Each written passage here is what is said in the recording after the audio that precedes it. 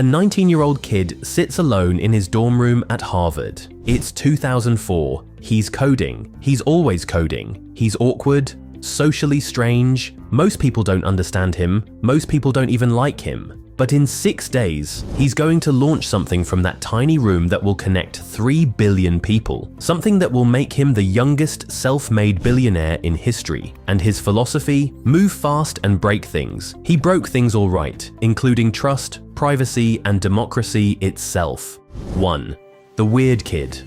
Mark Zuckerberg wasn't supposed to be cool. He wasn't supposed to be famous. He was the kid who learned ancient Greek for fun. The kid who built a messaging system for his dad's dental office when he was 12. While other teenagers were at parties, Mark was in his room coding. His parents hired a software developer to tutor him. The tutor later said teaching Mark was like teaching a prodigy. He didn't just learn code, he devoured it. By the time he got to Harvard in 2002, Mark had already built multiple programs, but he was still that awkward kid. Uncomfortable in social situations, struggled to make eye contact, wore the same outfit every day. But here's what nobody realized. Mark wasn't just building programs, he was studying people, obsessively. See, Mark had a problem. He understood computers better than humans. Computers were logical, predictable. People, they were messy, emotional, confusing. So he did what any genius does with a problem. He tried to solve it. And his solution? Turn human connection into code.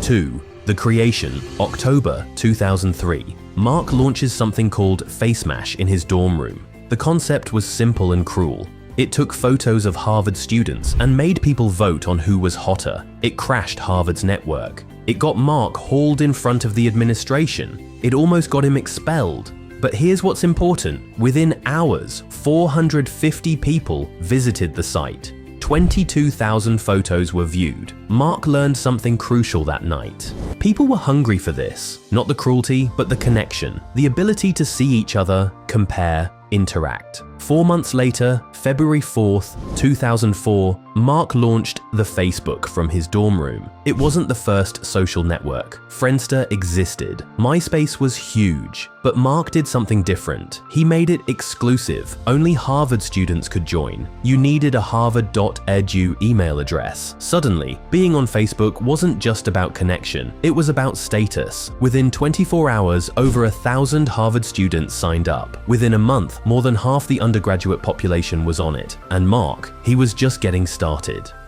3. The philosophy. This is where Mark's famous philosophy emerged. Move fast and break things. Now, most people hear that and think it's about innovation, about disruption, about being bold, but that's not what it really meant. It meant launch before it's ready, fix it later, don't ask permission, beg forgiveness. It meant growth matters more than consequences. It meant the mission justifies the mess. Mark expanded Facebook to other colleges, then high schools, then everyone. Each time he moved faster than anyone thought possible. Investors told him to slow down. Build infrastructure, make sure the platform was secure, make sure privacy was protected. Mark ignored them. His competitors? They were being careful, planning, testing. Mark was moving. By 2006, Facebook had 12 million users. By 2008, 100 million. By 2012, 1 billion. People called him a genius, a visionary, the kid who understood connection better than anyone.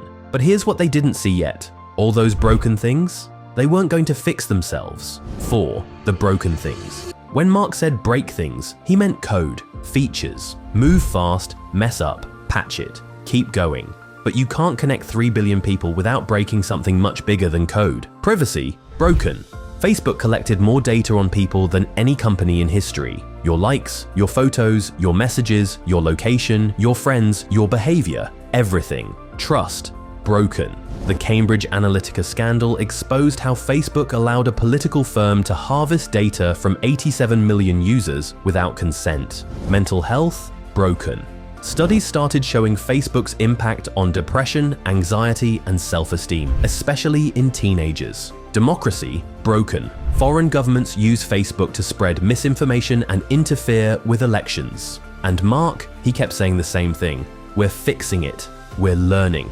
We moved fast. We broke things, now we're making it better. But here's the problem with that philosophy. When you're connecting billions of people, broken things don't just affect your company, they affect the world. And he built it with the philosophy of a college kid in a dorm room. 5. The empire. Today, Mark Zuckerberg controls Meta, Facebook, Instagram, WhatsApp. Combined, these platforms reach over 3 billion people every single day. He's worth over $100 billion.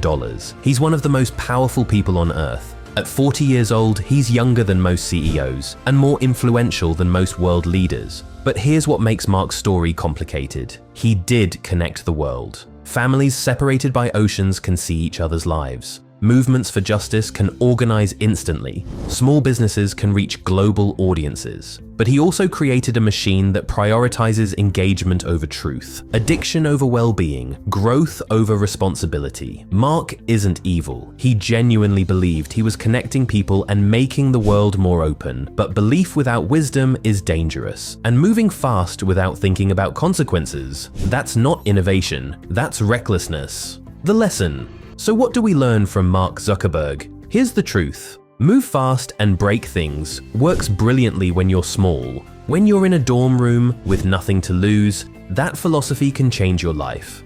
But when you're big, when millions, then billions depend on what you build, breaking things breaks people. Mark's genius was real, his vision was real, his ability to execute was extraordinary. But success without responsibility isn't success, it's just power. And power without wisdom always creates collateral damage. The lesson isn't that you shouldn't move fast. The lesson is that you need to grow up as fast as you grow big.